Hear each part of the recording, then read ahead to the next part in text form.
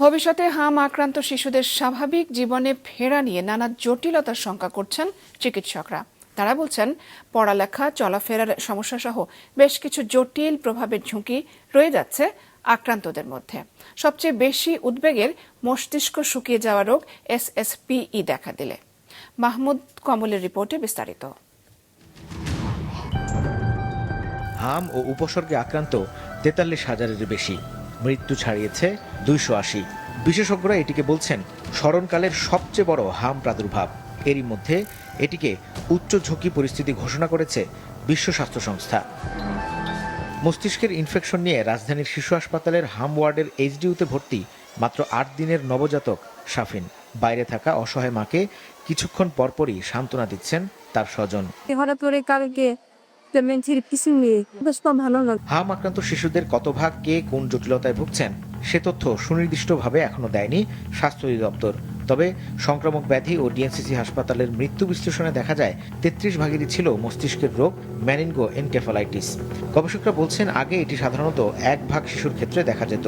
চিকিৎসকরা এই মুহূর্তে যে শঙ্কার কথা জানাচ্ছেন তা আরও গুরুতর।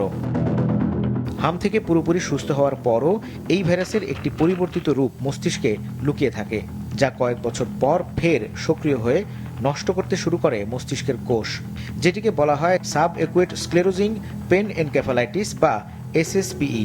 ফলে আক্রান্তদের একটা অংশের ভবিষ্যতে স্বাভাবিক জীবনে ফেরার ক্ষেত্রে ঝুঁকি থেকে যাচ্ছে, যা দেখা যেতে পারে ৫ থেকে ১০ বছর পর।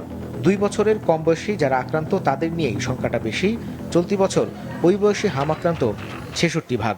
দেখা যাবে ভালো বাচ্চা ছিল, সব সুস্থ ছিল, হঠাৎ করে হাঁটতে গিয়ে পড়ে যাচ্ছে, খিঁচুনি হচ্ছে, জার্কিং হচ্ছে, স্মৃতিশক্তি লস হয়ে যাচ্ছে, স্কুল পারফরমেন্স খারাপ হয়ে যাচ্ছে।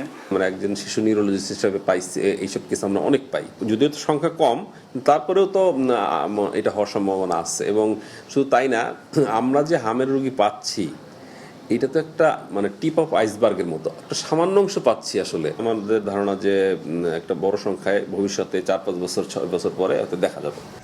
এর পরিণতি কি, এমন প্রশ্নে বেশ উদ্বেগের কথাই জানালেন চিকিৎসকরা।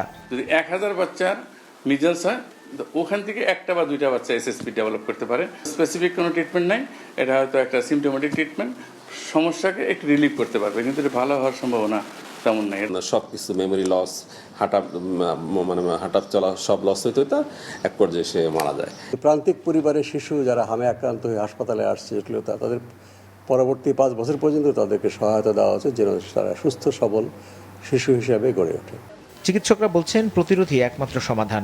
তাই শিশুর অপুষ্টি দূর করে রোগ প্রতিরোধ ক্ষমতা বাড়াতে এক্সক্লুসিভ ব্রেস্ট ফিডিং অর্থাৎ ৬ মাস বুকের দুধ খাওয়ানোর বিষয়ে সবচেয়ে গুরুত্ব দিতে হবে অভিভাবকদের। মাহমুদ কমল, মাছরাঙা সংবাদ, ঢাকা।